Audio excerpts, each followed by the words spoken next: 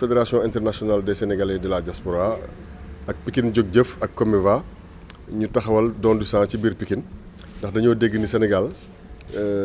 banque bi yore deret ji dafa manqué deret te xam nañ ni deret su manqué mën naa indi ay loraange ndax am na ñoo xam ne si bu yàlla defee ñu accidenté mbaa ñu am feebar yoo xam ne day laaj ñu changer seen deret buñ gisul deret bu ñu leen jox dañuy farfaatu kon nag ñu ne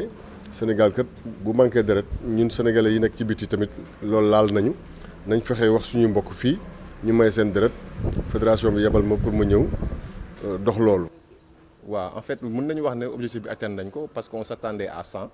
ci espace u 8h ba 13h donc Dieu a fait que bon il y a eu des imperfections ci ñi nga xamante ne moom mooy équipe bi waroon na indi matériel bi donc pratiquement on peut dire que ñu ngi commencé à 10h30 pour pare à 13h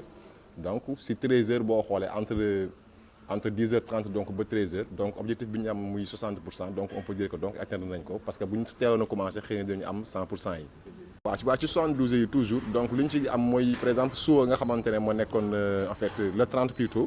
donc am nañu li nga xamante ne moom mooy journée sargal bi nga xam ne dañ kaa dijjee ñi nga xamante ne mooy ñi nekkoon Pikine def fi jaloore tey ñu leen di fàtte ci bu ñu deewee mais nous on a préféré ñuy dund ak ñu fi nekkul ñëpp ñu sargal leen donc ñoo ngi koy defee ci complexe ba donc ce sera l'après-midi incha allah.